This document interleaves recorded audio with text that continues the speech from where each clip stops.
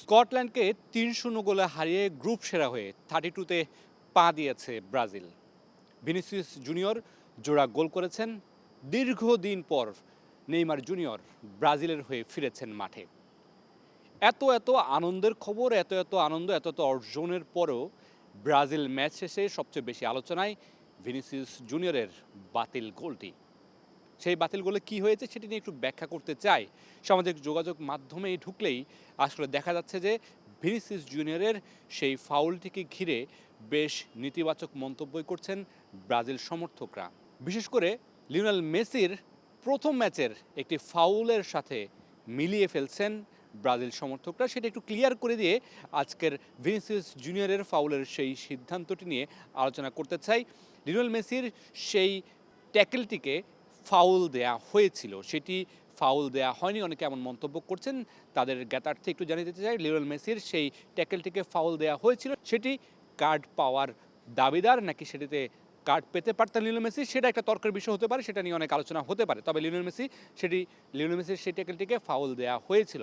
এবং কি আজকে ভিনিসিয়াস জুনিয়র যখন 22 মিনিটে গোল করেছেন সেটিকেও ফাউলের ঘোষণা দেওয়া হয়েছে, যদিও সেটি ভিআরে দেওয়া হয়েছিল। ঘটনাটার সূত্র যদি একটু বলি, স্কটল্যান্ডের ডিফেন্ডার জ্যাক তিনি বলের ছিলেন, তার পায়ে বল ছিল, তাদের অর্ধেই ছিল, ডি বক্সের মধ্যেই বলটা ছিল। তিনি বলটা নিয়ে সামনের দিকে এগোতে যাচ্ছিলেন। ভিনিসিয়াস জুনিয়র তিনি বলের দখল নেওয়ার চেষ্টা করছিলেন, তিনি বলের সামনে পাটা রাখার চেষ্টা করেছিলেন। স্কটল্যান্ডের ডিফেন্ডার তিনি বলটা মারতে গিয়ে ভিনিসিয়াস জুনিয়রের পায়ে লাগে, হালকা একটা ট্যাকেলের মতো দেখা গিয়েছিল এবং সেখান থেকে ডিফেন্ডার তিনি নিয়ন্ত্রণ হারিয়ে পড়ে যান এবং ভিনিসিয়াস জুনিয়র গোল করেন। তিনি উল্লাসও করেন, উদযাপনও করেন, কিন্তু শেষ পর্যন্ত রেফারি ভিআরে দেখে তিনি গোলটি বাতিল করেন, ফাউলের সিদ্ধান্ত দেন। এখানে একটা বিশ্লেষণ আমরা পেয়েছি, সেটা হচ্ছে বিবিসির একজন কনসালটেন্ট তিনি একটা বিশ্লেষণ দাঁড় করিয়েছেন যে অন দ্য বলে ভিনিসিয়াস জুনিয়র তিনি তার মাঠটা দখল করার চেষ্টা করছিলেন, তিনি পিছন থেকে কোনো ট্যাকেল করেননি ওই স্কটল্যান্ডের ডিফেন্ডারকে। তিনি বলের লাইনে যেতে চেয়েছিলেন, স্কটল্যান্ডের যেই ডিফেন্ডার ছিলেন তার পাটা আসলে পিছন থেকে এসে ভিনিসিয়াস জুনিয়রের পায়ে লাগে।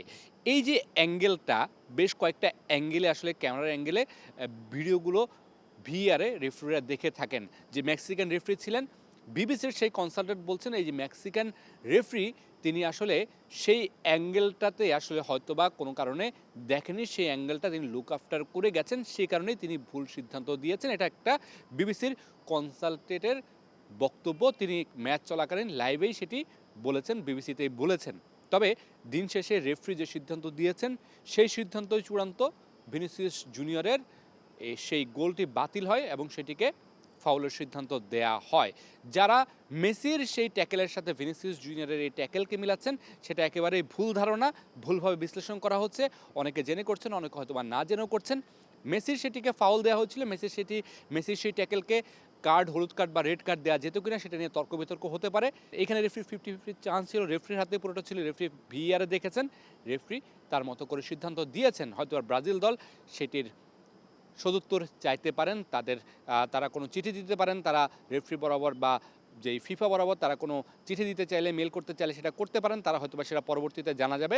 আমরা এখনও পর্যন্ত সেরকম কোনো কিছু পাইনি যে ব্রাজিল দল সেটির বিপক্ষে কোনো আবেদন করেছে। তবে ব্রাজিল দল ছন্দে ফিরেছে, নেইমার তিনি জাতীয় দলের হয়ে ফিরেছেন, ভিনিসিয়াস জুনিয়র জোড়া গোল পেয়েছেন, এই বিশ্বকাপে তার 4টা গোল হয়েছে।